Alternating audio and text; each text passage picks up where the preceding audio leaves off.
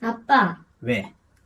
지난번에도 되게 유익한 정보를 많이 배웠었는데, 어, 오늘은 흥하는 점포와 망하는 점포를 어떻게 구별하고 판별하는지 궁금해. 그 아주 간단한 방법이 있지. 뭔데?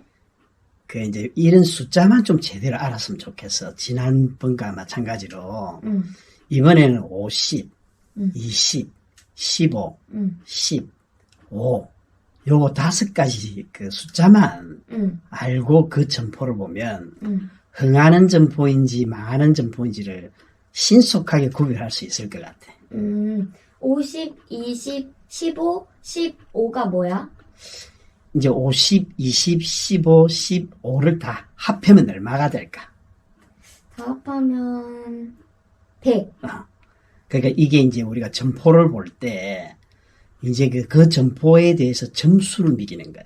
응, 그래서 그 점포를 봤을 때 100점 만점에 응, 50이라는 것은 응, 우리가 일반적으로 가시성이라고 그래.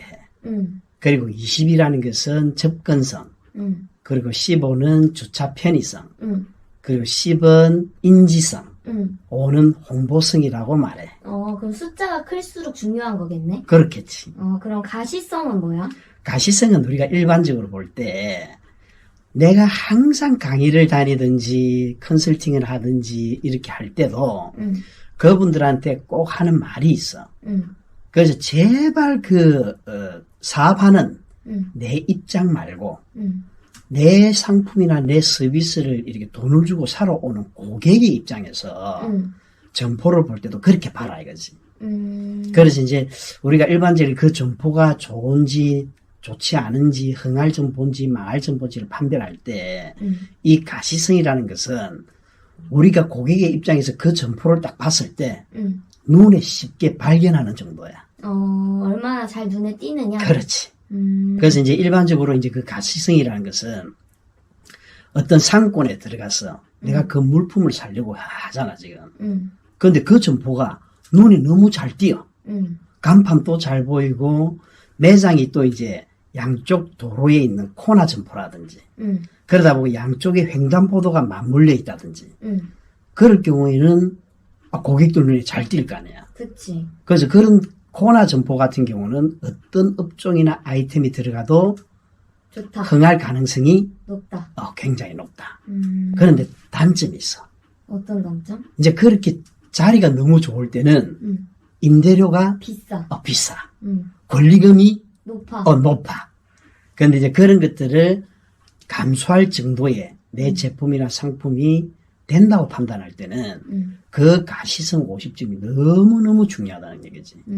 그런데 이게 우리가 일반적으로 생각할 때 번화가 특히 명동 상권이라든지 강남역 상권이라든지 그런 데는 사람들이 워낙 많이 들어오기 때문에 코나 점포 이런 것들이 당연히 비싸겠지. 비싸지. 그런데 우리 일반 창업자들은 보통 창업자금 2억 원 미만의 창업자들이 많다 보니까 주로 이제 주택가 상권에 많이 들어가겠지.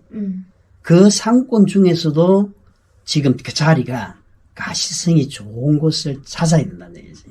골목 상권이라도 똑같은 그 골목 상권의 점포가 아니라 그 골목 상권 안에서도 고객들이 눈에 쉽게 띄는 점포들이 있을 거라는 얘기지. 예를 들어서 코나 점포라든가 안 그러면 도로 폭이 2차선보다 4차선이 낫겠지. 골목보다는 또 2차선 도로가 낫겠지. 그러다 보면 횡단보도상에 가까이 있는 점포들이 눈에 또 잘 띄겠지. 그치. 그리고 이제 도로의 접합면이 좁은 것보다 넓게 이렇게 도로에 접해 있는 점포들이 눈에 잘 띄겠지. 그것들이 이제 우리가 소위 말하는 가시성이 좋다 이렇게 얘기하는 거지. 그러면 아까 20에서 얘기했던 접근성은 뭐야? 접근성이라는 것은 쉽게 말해서 고객의 입장에서 그 고객이 내 점포를 볼 때 쉽게 출입을 할 수 있느냐 없느냐는 정도겠지. 그러니까 접근을 얼마나 쉽게 할 수 있느냐. 그러니까 이게 또 가시성하고 직접적인 연관이 돼 있어. 그러다 보니까 눈에 잘 띄는 점포가 만약에 이 점포가 1층에 있어. 그리고 조금 전에 말했던 이 점포가 양쪽 횡단보도상에 양쪽 도로에 물고 있는 코너에 지금 위치하고 있어. 그러면 이 점포의 1층에 만약 그 점포가 있다면 출입하기가 쉽지. 쉽지. 이게 이제 접근성이 높다라는 거죠. 그런데 똑같은 5층 건물에 1층하고 2층의 접근성은 어느 게 좋을까? 당연히 1층이 그럼 좋겠지. 당연히 1층이 좋겠지. 그러면 1층이 2층보다 임대료가 더 1층이 비싸지. 훨씬 비싸지. 권리금도 더 높지. 훨씬 높지. 그렇다면 예를 들어서 지하에 있는 점포하고 2층에 있는 점포하고 이게 접근성이 어디가 좋을까? 2층이 좋지 않을까? 그렇지. 조금 전에 아빠가 전제 조건을 얘기를 했잖아. 가시성하고 연관되어 있다고. 눈에 잘 띄는. 눈에 잘 띄는 것이 음. 접근성도 당연히 좋다고 봐야 되겠지. 그렇다면 한 가지 더 예를 들어서 2층보다 3층이 접근성이 더 낫지. 나쁘다고 보지. 나. 한 층이 높기 그치, 때문에. 그치, 나쁘다. 그러니까 2층이 3층보다 접근성이 좋다는 얘기지. 그렇지. 그래서 이런 것들을 우리가 점포를 볼 때 좀 잘 보라는 얘기야. 그래서 이 점포 접근성이 이제 20점으로 두 번째로 항목 중에 점수가 높다. 그래서 우리가 일반 점포를 볼 때 사실은 이 창업을 준비하는 사람 입장에서는 그 점포를 볼 때 딱 그 두 가지만 봐도 관계가 없어. 그만큼 중요하구나. 고객의 입장에서 저 점포가 내 점포가 보는 게 눈에 잘 들어와. 그리고 접근하기가 쉬울 것 같아. 그거 두 가지만 보고도 결정할 수 있다는 얘기지. 근데 보통 가시성이 높으면 그럼 야. 접근성도 높겠네? 당연히 그렇다 봐야지. 그러면 15점의 주차 편의성은 어떤 거야? 주차 편의성은 내 점포에 찾아오는 고객들이 그 점포를 중심으로 해서 주차를 얼마나 편하게 할 수 있느냐 정도겠지. 그렇다면 우리가 일반적인 이제 도로폭이 좀 넓은 4차선 도로라든지 이런 데 있는 점포하고 골목 안에 들어가 있는 점포하고 주차 편의성이 어떤 게 좋을까? 당연히 4차선에 있는. 그렇겠지. 그렇다면 점포 자체에 전면에 주차가 있는 게 좋을까? 후면에 주차가 있는 게 좋을까? 그러니까 그의 점포가 속해 있는 건물에 도로변을 물고 있는 전면에 주차할 수 있는 공간이 있는 게 좋을까?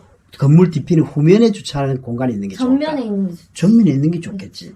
그렇다면 그 건물 자체에 전면 주차장도 후면 주차도 없고 지하 주차장이 있어. 그러면 지하 주차장이 있는 게 좋을까? 없는 게 좋을까? 그나마. 당연히 있는 게 좋지. 있는 게 좋겠지. 그런데 이제 지상에 이렇게 보면 주차장이 있는 그 매장들도 많잖아. 그렇게 지면 위에 도로 위에 주차하는 거하고 지하로 내려가는 주차 중에 고객들이 어떤 걸 더 편하게 얘기할까?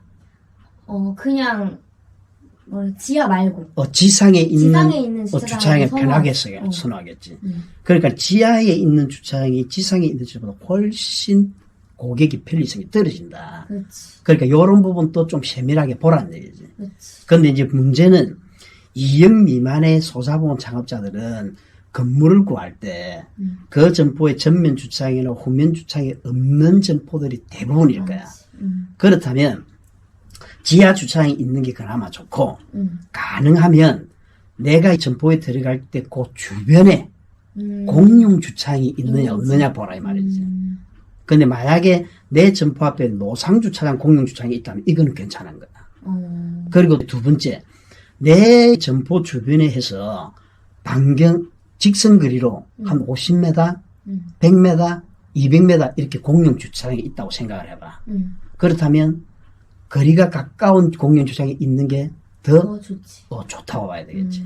그래서 이게 주차 편의성도 굉장히 중요하다. 중요한 것 같아. 우리가 항상 음식점 같은 데 갈 때도 그렇지. 주차장을 확인하고 가니까 맞아. 주차 편의성이 중요할 것 같아. 그래서 이게 주차장을 많이 댈 수 있는 주차 면수가 넓을수록 고객들을 끌어당기는 그 상권 범위가 훨씬 넓어져. 그래서 이런 부분까지도 좀 잘 봤으면 좋겠다. 그럼 10점의 인지성은 뭐야? 인지성은 말 그대로 내가 이제 그 점포를 운영하는 사장님이야. 근데 사장이 고객들이 무슨 전화가 왔을 때 거기 어떻게 찾아가면 돼요? 위치가 어디예요? 이렇게 장소를 묻든지 위치를 물어볼 수 있잖아. 그럴 때 얼마나 쉽게 내 점포 위치를 설명해 줄 수 있느냐 정도였겠지. 그래서 예를 들면 이런 경우도 있잖아. 내 점포가 주변에 설명하는 어떤 유명한 프랜차이즈 가맹점이라든가 맛집이라든가 뭐 이런 어떤 시설물이란데 이런 게 없어. 그렇다면 만약에 예를 들어서 오래전 얘기지만 떡볶이 튀김 전문점 아따리라는 브랜드 잘 알지? 알지. 그 브랜드가 처음에 출점할 때 출점 전략으로 세 가지를 딱 내세운 거야. 전세대 아파트 단지, 그리고 횡단보도상에, 파리바게트 옆에. 맞는 것 같아. 그러니까 아따리를 보면 파리바게트가 주변에 다 있어. 그러니까 내가 상권분석을 잘 모르잖아, 예비 창업자들은. 그렇다면 그게 지금 잘 나가는 유명한 프랜차이즈 기업들 브랜드 있는 그런 어떤 가맹점이 어디 있는지 보라 이거지. 그 주변에 살짝 이렇게 붙이는 걸. 그럼 설명하기 쉬우니까. 그러니까 쉽게 말하면 파리바게트 옆에 있어요. 파리바게트 있어요. 이러면서 손님들 찾아오겠죠. 최근에는 이제 뜨고 있는 메가커피 같은 게 좋겠지. 메가커피는 거의 다 아니까. 그럼 메가커피 옆에 있어요. 메가커피 옆에 있어요. 이렇게 설명해 좋겠다는 얘기지. 또 한 예를 들면 옛날에 이디야 커피라는 것도 있었어. 이게 이제 한 300호점 나가기 전까지 출점 전략이 뭐였냐면 스타벅스 주변에 딱 요거 한 가지 출점 전략이었다고. 그러니까 스타벅스는 누구나 다 알잖아. 그치. 그러니까 내가 인지성 설명을 할 때 스타벅스 뒤쪽에 있는 골목 안에 있어요. 이거 굉장히 설명이 쉽다 이거지. 그래서 이런 것들도 좀 잘 판단해서 그래서 내가 우리 예비 창업자들이나 점포 구하는 분들이 오면 항상 하는 얘기가 똑같은 주택가의 골목 상권이라도 유명한 프랜차이즈 브랜드 가맹점들이 얼마나 있느냐 보라 이거지. 그 골목 안에. 그러니까 이제 유명한 프랜차이즈 가맹점들이 여러 개가 있는 그 골목은 사람들이 많이 모일 그런 가능성이 굉장히 그치. 높다는 얘기지. 그래서 인지성도 중요하다. 그러네. 그러면 5점의 홍보성은 뭐야? 홍보성이라는 것은 내 고객들에게 내 점포를 홍보할 수 있는 그런 요인이야. 얼마나 잘 알릴 수 있느냐. 그렇지. 그러면 내 점포가 만약에 이런 경우도 있어. 아빠가 강의를 계속 다니면서 홍보성이 5점밖에 안 된다고 얘기를 하니까 점포를 구하시는 분들이 이 5점이라는 부분을 굉장히 무시하거나 간과해서 실수하는, 쉽게 말하면 망하는 점포를 구하는 애들도 있더라. 그래서 어떤 예냐면 홍보성 같은 경우는 우리가 이렇게 점포를 볼 때 실제 계약을 하지 않으면 그 점포에 이렇게 전면 간판이라든지 그리고 돌출 간판이라든지 그리고 이제 매장 앞에 씌우는 에어 간판이라든지 입 간판이라든지 현수막이라든지 당연히 설치가 될 거라고 생각을 하고 그 계약을 해. 그런데 실제 인테리어를 하면서 상황을 보니까 전면 간판도 규격이 딱 정해져 있더라 이 말이야. 가로 세로 몇 메다 이렇게 정해져 내가 원하는 대로 간판을 못 끄는 경우가 있더라 이거야. 그리고 또 가보니까 돌출 간판은 아예 못 걸어. 그런데 기존에 있던 돌출 간판이 있었는데 이게 이제 어떤 그 건물의 어떤 사정 때문에 다른 간판으로 대체한 경우도 있다 이 말이지. 그러고 이제 돌출 간판 못 끄는 그런 점포들도 많고 그러고 이제 그 매장 앞에 에어 간판이라든지 입 간판 이거 못 세우는 것도 많다 이거지. 그러고 현수막은 당연히 걸 수 있겠지 생각했다가 현수막도 못 끄는 점포들 있더라 이게야. 그러니까 이게 뭐야? 뚝 들어갔는데 전면 간판도 못 끄는 점포도 있고 그리고 돌출 간판은 아예 못 끄는 데가 많고 이런 이제 여러 가지 시설물들을 내 점포를 알릴 수 있는 이런 홍보물 설치를 못하니까 홍보성이 굉장히 문제가 생기더라 이거지. 그래서 이제 5점이지만 그걸 계약하기 전에 꼭 확인해봐야 된다. 전면 간판 규격이 어떻느냐, 돌출 간판 걸 수 있느냐, 어디에 걸 수 있느냐 이런 것들을 확인할 필요가 있다 이거지. 그래서 이것들을 이제 점수를 쭉 매겨서 100점 만점에 90점 이상이 나왔어. 그러면 좋은 거 아니야? 이건 이제 우리가 말하는 초특급 급지라고 얘기하지. 너무너무 좋은 거. 잘 찾은 거. 그러니까 임대료와 권리금 수준이 맞으면 묻지도 말고 따지도 말고 계약을 해야지. 계약하고 들어가라 이 말이지.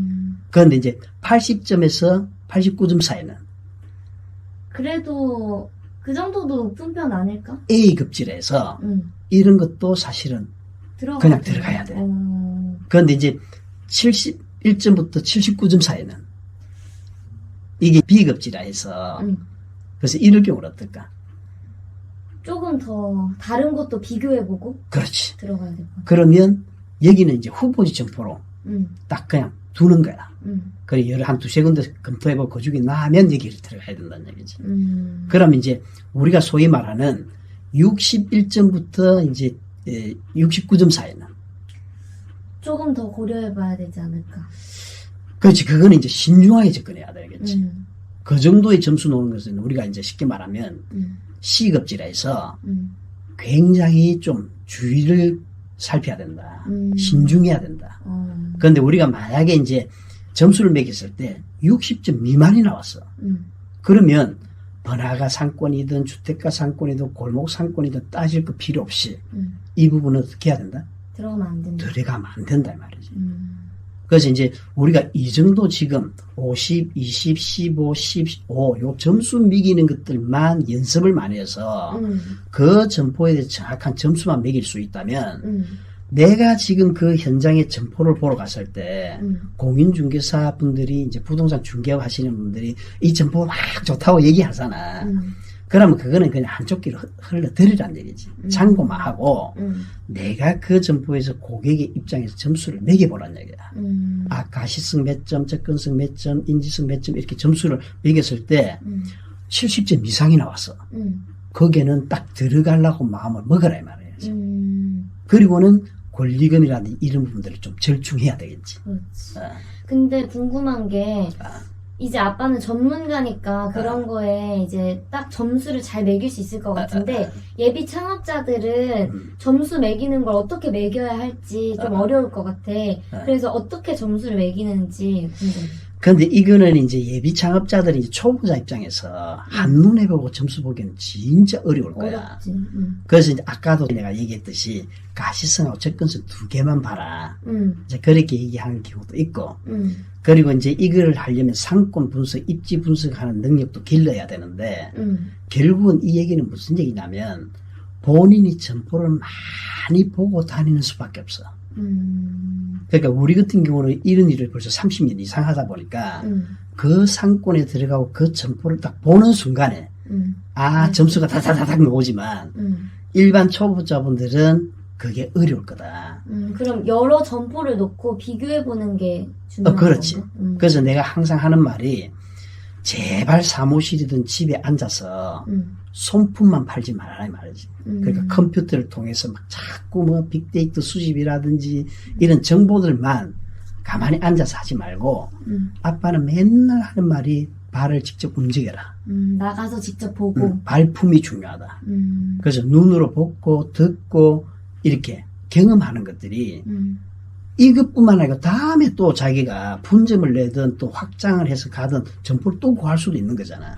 그럼 이런 경험들을 하면서 그거를 또 얻을 수 있는 밑바탕이 되기 때문에 항상 발품을 많이 팔아라 얘기하지. 이런 사례도 있었어. 어떤 사례냐면 아빠가 이제 1년에 보통 한 5번이나 10번 정도 이제 그 여성 창업자들 한 4, 50명 모아놓고 지자체에 그 요청을 받아서 강의를 가잖아. 그러면 이제 한 4시간 정도로 현장에 나가서 실습하는 일을 또 하거든. 그런데 이제 이렇게 교육을 쭉 시키고 현장 실습을 나가면 처음에 나가셨던 분 90%가 거의 다 80에서 90점 그 사이에 점수를 매겨와. 되게 높게 매겨. 다들 높게 매겨와. 그러면 이제 그거를 한 3번 정도 돌려보내서 점수를 매겨오라고 얘기를 하면 그때는 거의 정확하게 매겨와. 왜냐면 이 부분은 정말 디테일 아주 뭐랄까, 박하게 줘야 돼, 점수를. 근데 또 어떤 분들은 반대로 20 몇 점, 30 몇 점, 이렇게 매겨오는 분들도 있어. 그것도 안 된다는 얘기지. 그래서 여기서 지금 이제 내가 이게 지금 영상 속에서 표를 보여주겠지만, 그 점수 매기는 방법이 있어. 그러니까 가시성 예를 들면, 우리가 이제 50점 만점을 준다 했잖아. 그러면 양호한 부분은 우리가 얘기하는 이제 70%에서 100% 사이. 그러니까 쉽게 말하면 이제 점수로 치면 35점부터 50점 사이가 양호라 보는 거지. 근데 그게 이제 도로에 따라서 그리고 코너 입지냐 횡단보도가 물고 있느냐 사람들이 많이 다니는 그런 도로냐 이런 여러 가지를 감안을 해서 35점부터 50점 사이를 점수를 주는 거지. 그리고 이제 보통이라는 것은 우리가 얘기하는 이제 50%부터 그리고 이제 이 69%까지 그 이제 그 점수의 사이를 25점부터 이제 34.5점쯤 될 거야. 그게 이제 보통인 거거든. 그 상권이나 여러 가지 입지 조건에 따라서 그 점수를 줘. 그리고 이제 분량이라는 것은 기본적으로 50점 만점에 40%부터 49%까지 주는 거야. 그러니까 40%라면 50점 만점에 얼마야? 한 20. 20점은 줘야 된다는 얘기지. 그래 해야만 기본 점수 수가 60점, 50 몇 점 이렇게 나올 거야. 분량만 미기면. 그래서 그런 것들을 점수를 세밀하게 이렇게 잘 따져 물어서 점수를 매겼을 때 아까 얘기했던 60점 미만이 나오면 그 점포는 들어가면 안 된다 얘기지. 왜냐하면 기본적으로 항목마다 그 점수에 대한 최하 점수를 40%를 줬기 때문에 아마 최하 점수가 뭐 46, 7점 이렇게 나올 거야. 전부 다 분량을 줘도. 그러니까 그런 점수를 놓으면 이게 분량만 나왔다 했을 때는 그 점포 입지가 진짜 안 좋다고 봐야 되겠지. 그래서 이것도 아빠가 지금 이렇게 표해라든지 가르쳐 준 대로 그 점포를 정확하게 분석을 하면 이게 굉장히 정확한 점수가 나올 거다. 그래서 어떤 이런 사례도 있었다. 내가 어떤 지방에 이제 이 여성 창업자들 교육을 하고 3개월 뒤에 내가 그 지역에 또 컨설팅이 있어서 방문을 하는데 길거리에서 그 내 교육을 받았던 그 여성분을 만난 거야. 근데 아빠는 1년에 교육생들이 수천 명이니까 그 한 사람 기억을 못 하잖아. 근데 그분은 나를 기억한단 말이지. 그래서 그분이 반갑게 아유 교수님 반갑습니다 뭐 이렇게 얘기하는데 나는 모른 척 할 수가 없잖아. 네 하고 이제 반가운 척을 하는데 그분이 이런 얘기를 해. 제가요 교수님 때문에 이상한 버릇이 생겼어요. 그 어떤 버릇이 생겼는데요 물으니까 제가 교수님 수업을 듣고 난 뒤로 우리 동네에 이렇게 점포가 새롭게 들어오는 걸 보면 그거를 가만히 써가지고 점수를 매기고 있다 이거지. 가시성 몇 점, 접근성 몇 점, 인지성 몇 점.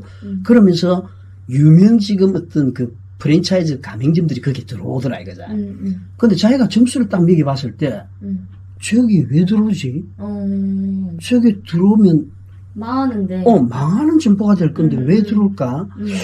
워낙 유명한 브랜드라 이 정도 입지 점수를 가지고도 들어올 수 있는 거구나. 한번 지켜봐야 되겠어. 그렇게 이렇게 자꾸 새로운 점포가 그 인테리어 공사하면 써가지고 점수를 매긴다 이거야.